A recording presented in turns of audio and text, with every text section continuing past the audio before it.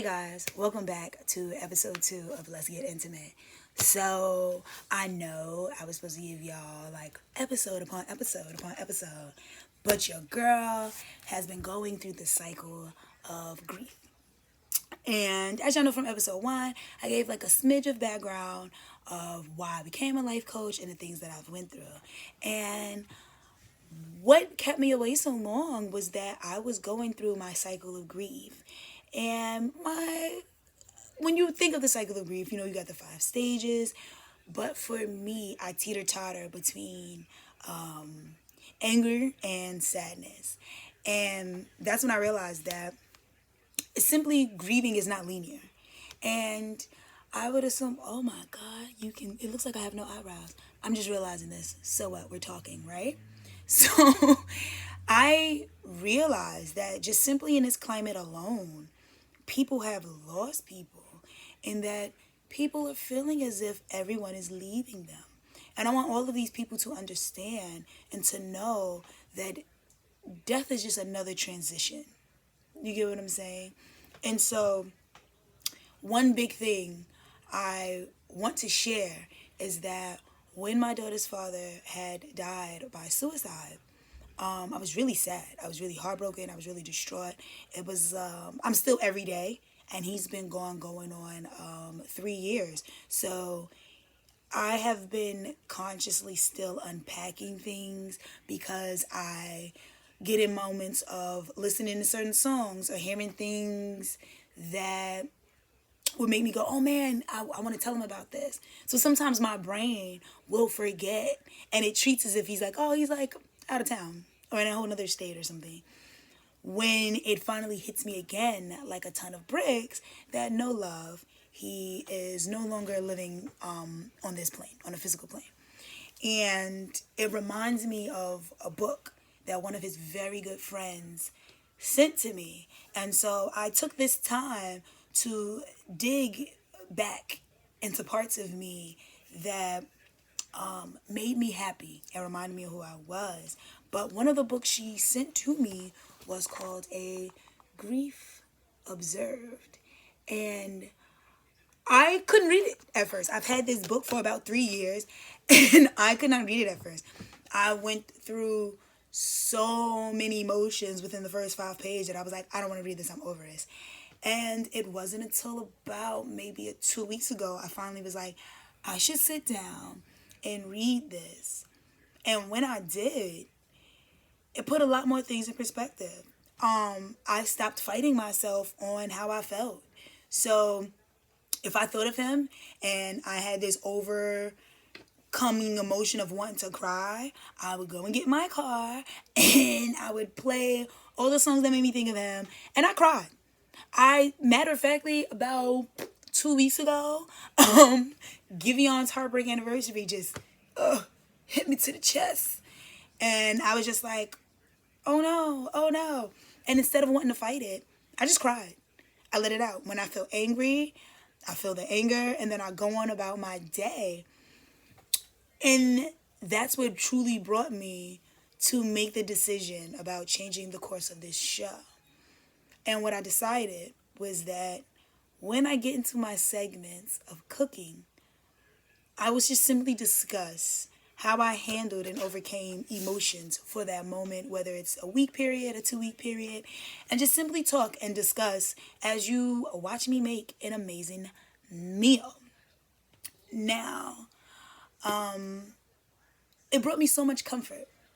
It brought me comfort simply because I remember when he was alive, he loved my cooking.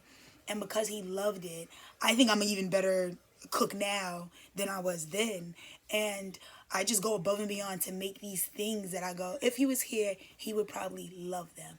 And so because of that, I am going to share that with you guys so that we can start having a nice banter where I can share a recipe and my thoughts. And as we get this together, and there will be a blog that you can actually get the recipe at. So let's make our way until the meal.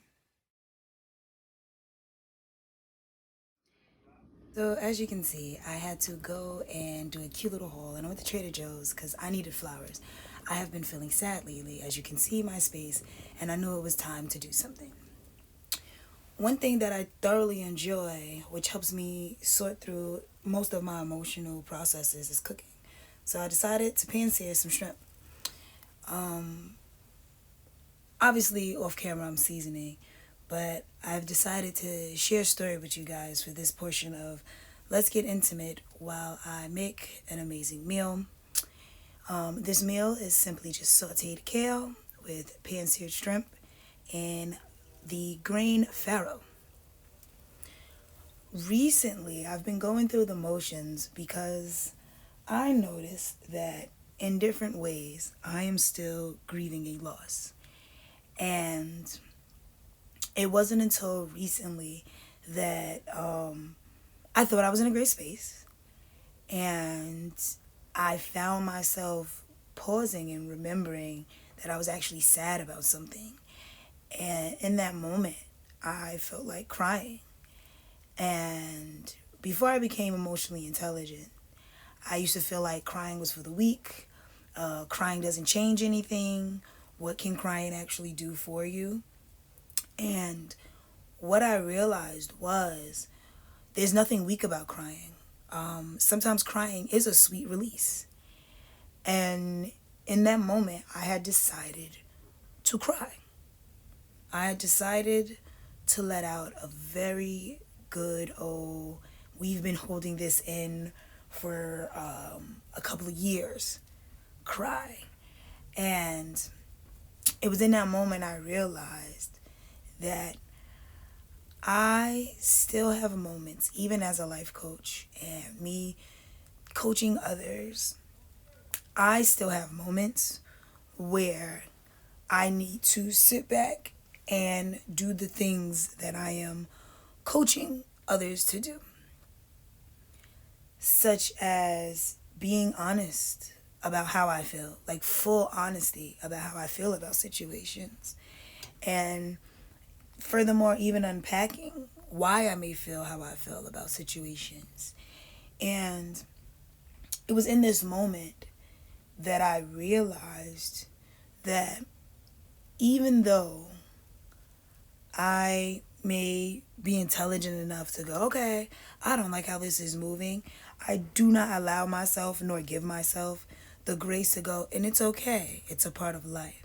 So then weeks after, I typically find myself being so angry because it felt as if I knew better.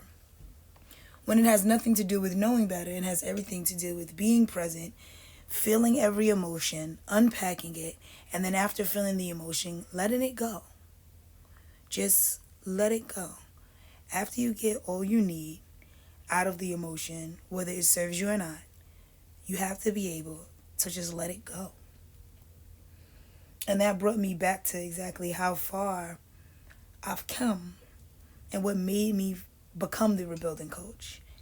Because oftentimes in life, we go through things that we feel are meant to break us, right? And we go through things that make us think that if I don't do it this way, I'm a complete failure. If I don't get the feeling that I'm actually looking for, I'm a complete failure. And in that moment, I just realized I needed to just be present, just be. And that's what made me go back to one of my hobbies, which is cooking. It's one of my favorite hobbies. It's also a form of a love language because it is an act of service. And while I made this meal, I just sat back and just took my time and enjoyed. I didn't rush. I didn't run around to hurry up and film because I started off exploiting my own hobby about a year or so ago.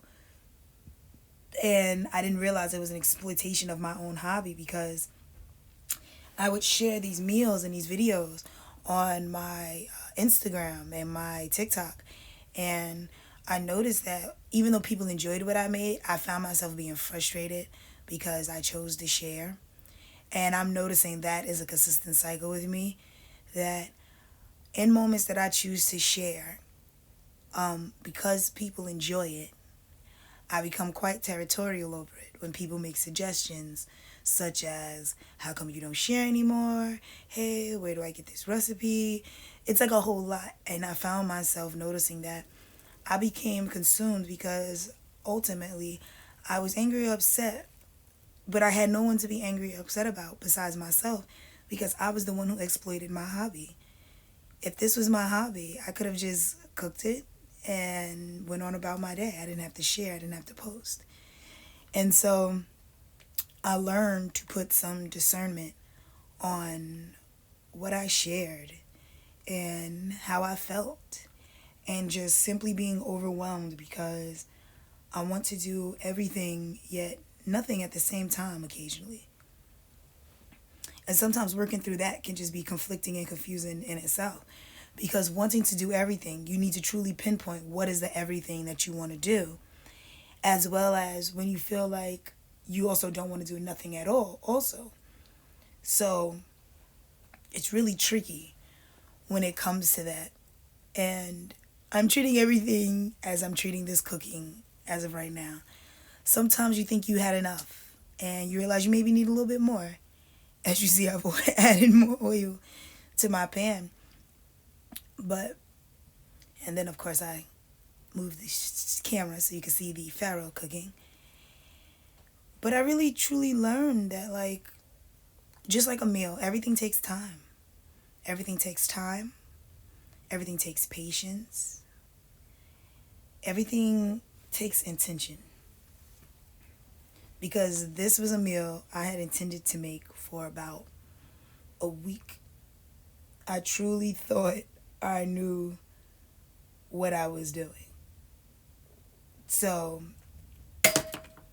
this allowed me to really just go back to the drawing board of who and what I am.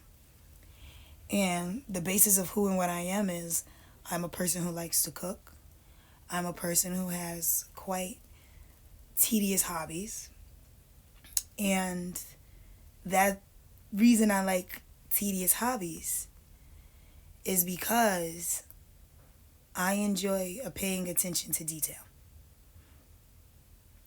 And because I enjoy paying attention to detail, sometimes you got to take the extras and make something amazing out of the extras. As you can see me with the shallots and the leftover oil from the searing of the shrimp. I just go through moments where I have to accept and respect that I am human. And on top of being human,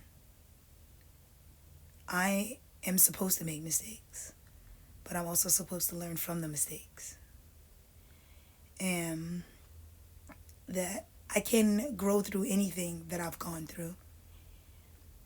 And that to rebuild yourself, you have to be willing for things to be demolished so that you can relay that foundation and just start all over again.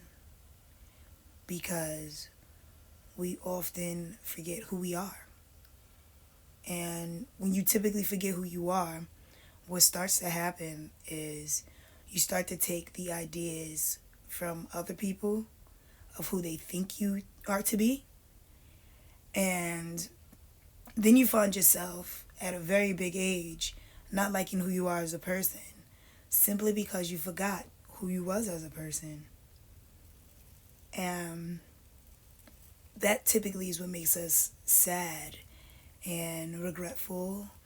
And then we feel a world of shame because we sit in knowing that we should have did what made us happy. We sit in knowing that we should have took those risks, that we should have maybe went on that date. And I guess I want you guys to look at this segment as simply understanding that we shouldn't anything.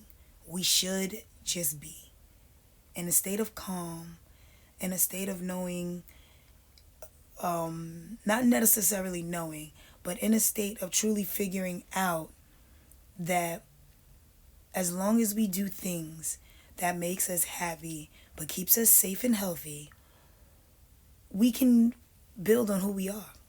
We can always go back to the drawing board and go, you know what? This cycle no longer serves me, so I'm going to remove this from the repertoire of what is me.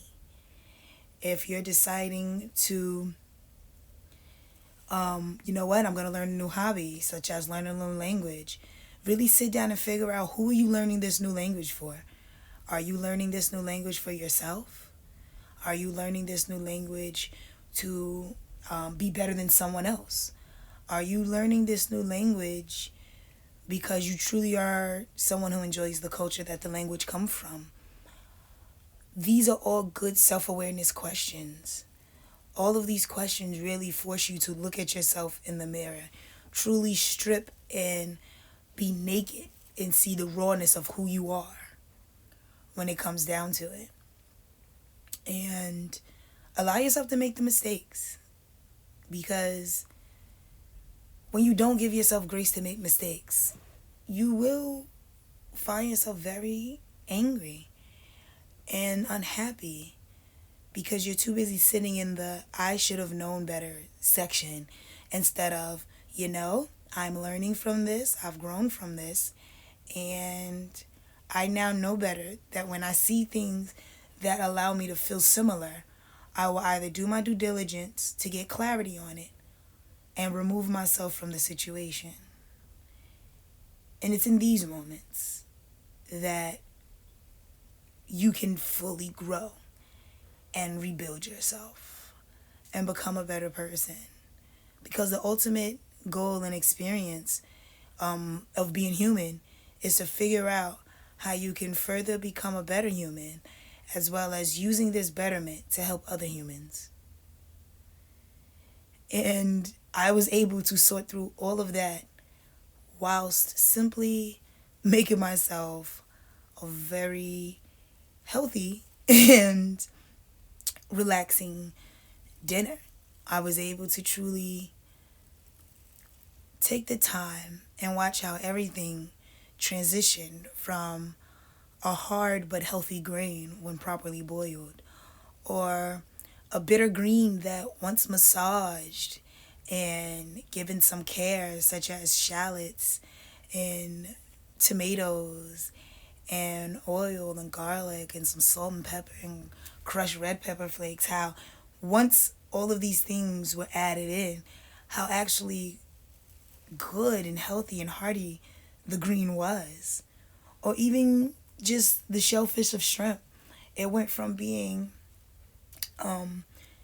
shelled and veined and unclean to me taking the time and caring for it, of putting it in a bowl of cool water, soaking it in lemon slices to remove the sea smell, taking the time to remove the shell off of the shrimp, as well as taking the time to clean it by slicing each side to devein it, and then taking the time to season it with all of the seasonings that I knew would make me happy, such as the salt, the pepper, the adobo complete, the little sprinkles of paprika and maybe cayenne, and choosing to pan sear it instead of the typical air frying, and just taking the time out to fully figure out what I wanted to put in to this meal that would ultimately go into my body. And it was in doing so that I realized that I enjoy such detail-oriented hobbies because I am a detail-oriented person, in the sense that I understand and I feel that it's the little details of the world that fully makes the meal. So as you see, you need a good foundation, which was my farro. And then I decided to layer it with something beautiful that started off possibly bitter, but ended up being so beautiful when the love and the care was put into it, such as the kale. I then layer it with that. And in these moments, this bowl can represent a whole human, right? And everything inside of it, all of these little details, these details allow us to be complete humans. And it's in these moments where you add on these little finishing touches that you learn that you actually had everything you needed right there. It was simply about transforming it into being what you wanted it to be.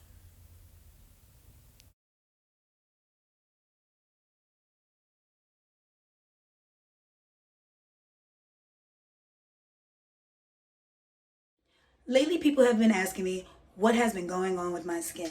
And you're right, something has been happening.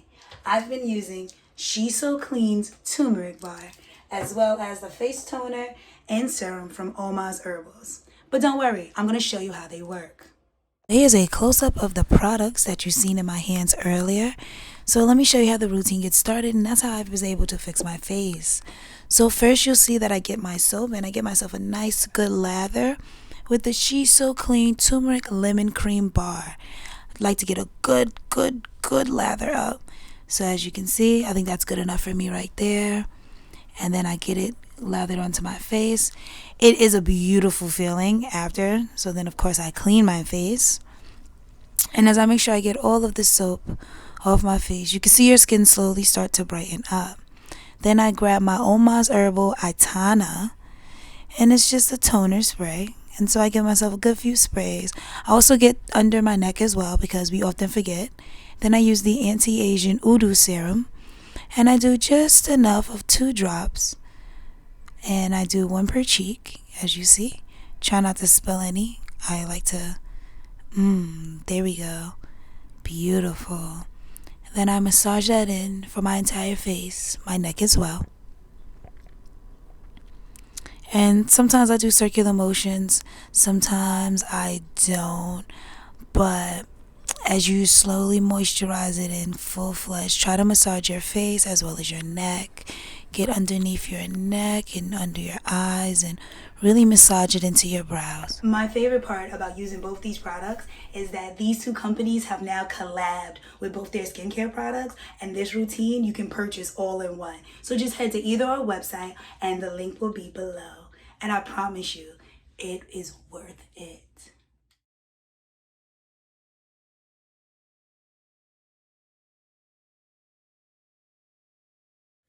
So for this show, I don't have any questions that were sent to me, but I do have some amazing perks to give away to guys. So I am, for the whole month of May, doing a Managing Me May. And if you just click the link down below, you will be able to make an appointment. It is a free 30-minute session with me, and you get a free affirmation book. Like, who doesn't want a free 30 days of affirmations? Like, are you kidding me? It's a beautiful book, and it gets mailed to you. So that's 1. 2, if you really enjoy what I do, say and you follow me on Twitter or Instagram, where most of my content is, you can go ahead and click the link also down below and become one of my Course members. In this membership, you get to download meditations. You'll be able to see art therapy videos.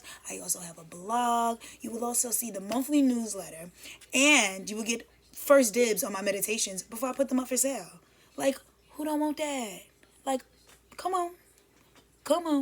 And if you really enjoy it, or you're willing to step out of your comfort zone, I now have a self-paced course that is on Coursecraft called I Am Healing Through Art Therapy. And it's just some tools to help you cope. And in this course, because it is self-paced, you will learn brand new tools about yourself and learn healthier tools to cope when you go through the emotions of life. And that is probably my biggest bundle of joy to give to you. So I think that in itself is amazing. Also, if you are on Instagram, every Wednesday, right, I do a wind down Wednesday, but you have to follow Sipping Preeti to catch it because I go live. So with that being said, I bid you guys adieu because I actually have to crank out way more timely content for you. But thanks for joining, and I greatly appreciate it. And I will see you guys again next episode.